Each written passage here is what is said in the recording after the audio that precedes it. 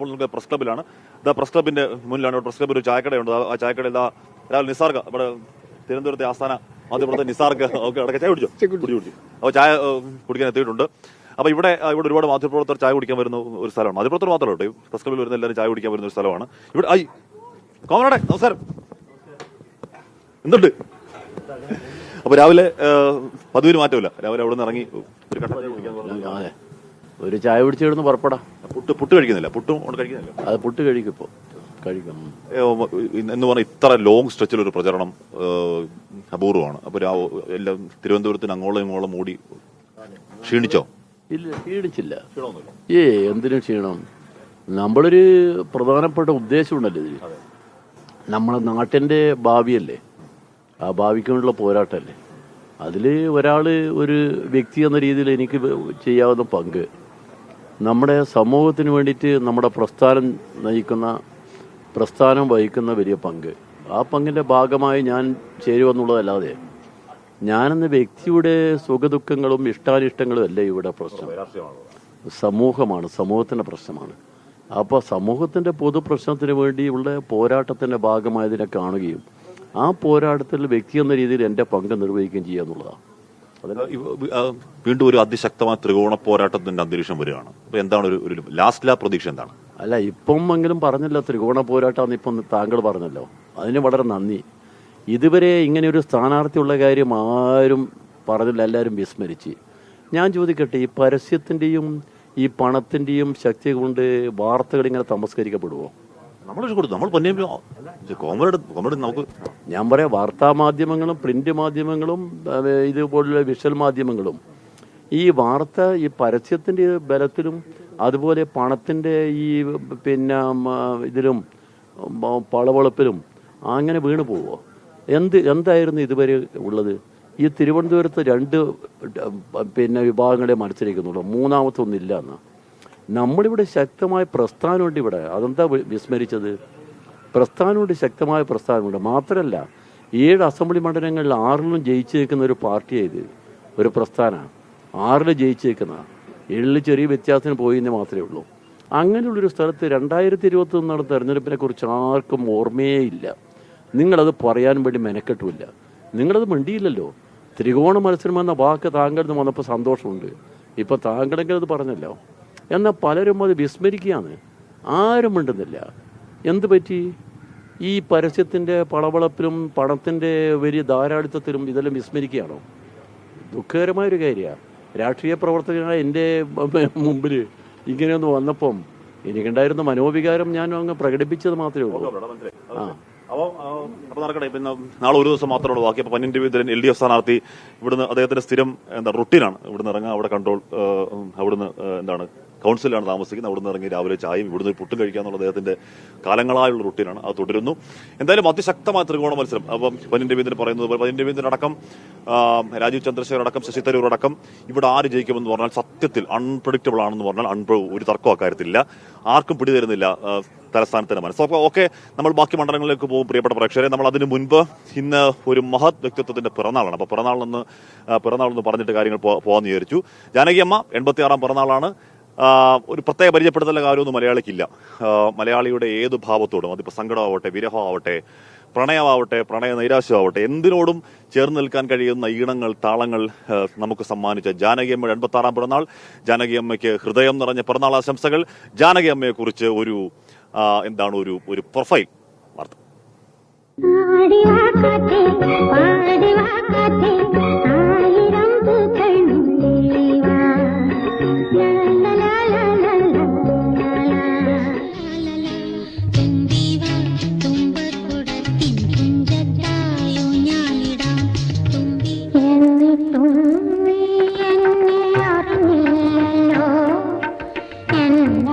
മലയാളിയുടെ സിനിമാ സംഗീത ചരിത്രത്തിൽ അലിഞ്ഞു ചേർന്ന ശബ്ദമാണ് ജാനകിയമ്മയുടേത്. മലയാളിയല്ലാതിരുന്നിട്ടും ഇത്ര ഭാവത്തോടും ഉച്ചാരണ ശുദ്ധിയോടും കൂടി ജാനകി പാടിത്തീർത്ത ഗാനങ്ങൾ വിസ്മയമാണ്.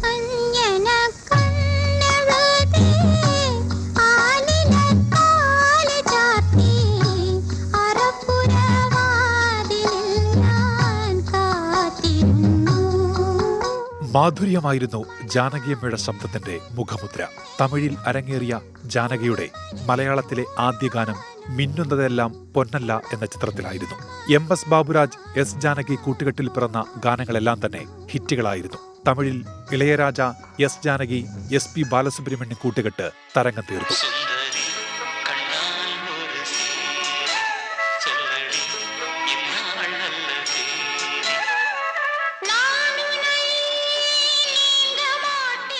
ആദ്യമായി മികച്ച പിന്നണി ഗായികയ്ക്കുള്ള ദേശീയ അവാർഡ് മലയാള മണ്ണിൽ എത്തിച്ചത് S ജാനകിയായിരുന്നു. 11 തവണ കേരള സംസ്ഥാന പുരസ്കാരവും 4 തവണ ദേശീയ പുരസ്കാരവും ജാനകിയമ്മയെ തേടിയെത്തി.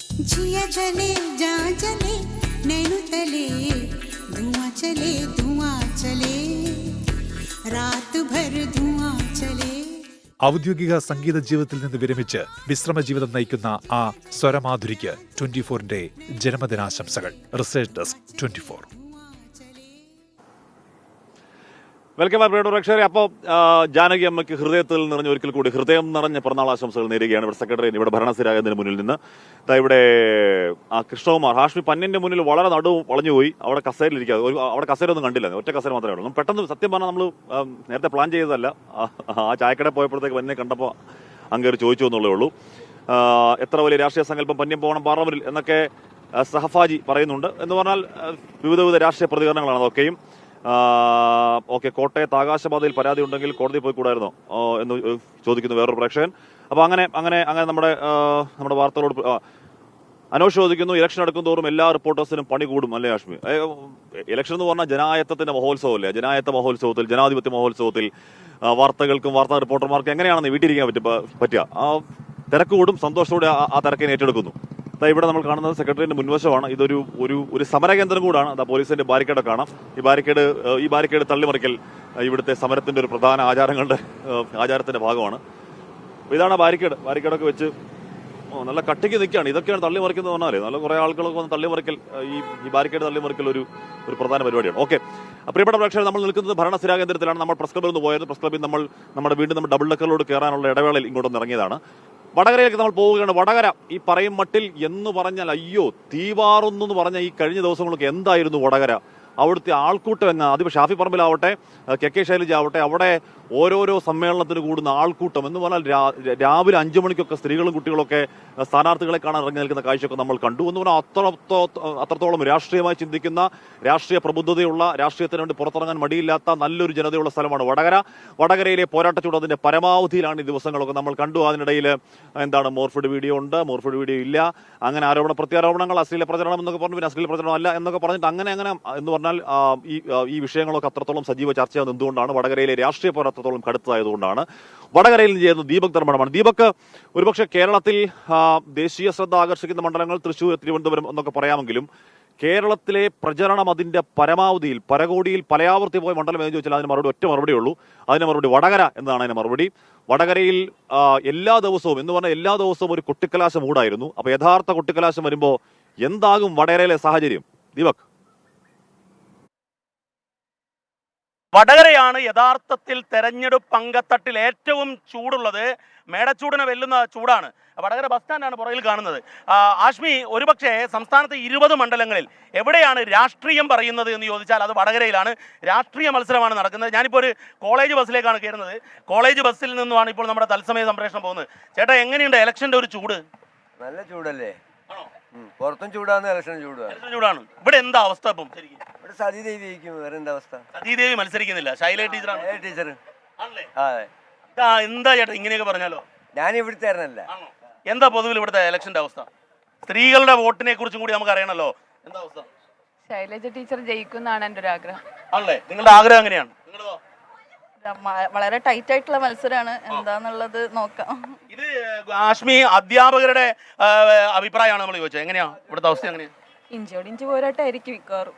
പ്രവചനാതീതമാണല്ലേ കാര്യങ്ങൾ. ഇനി നമുക്ക് എന്താ ടീച്ചറെ അവസ്ഥ? നല്ലൊരു മത്സരമാണ് പ്രതീക്ഷിക്കുന്നത്. ആണോ? വോട്ട് ചെയ്യാൻ പോണ്ടേ?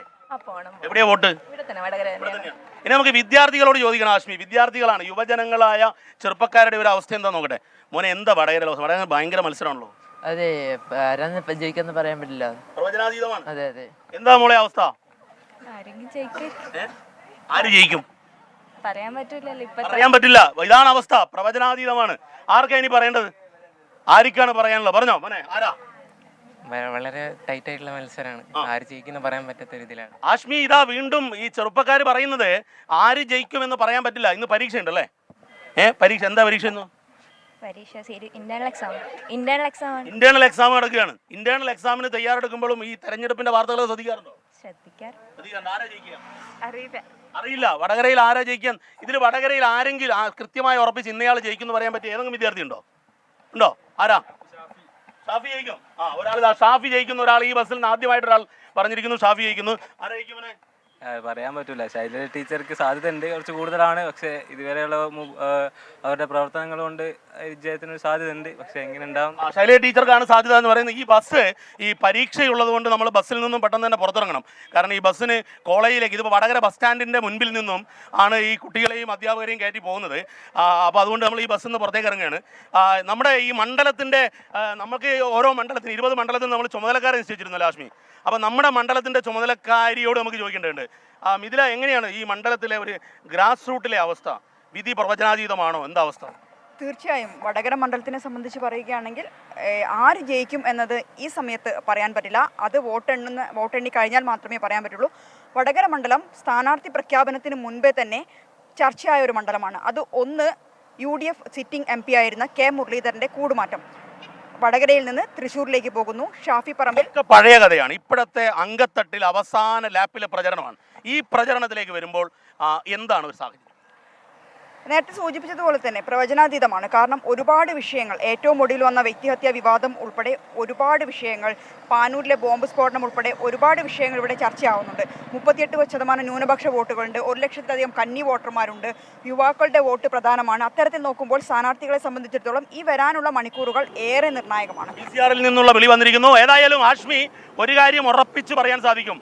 വടകരയിലാണ് പോര്.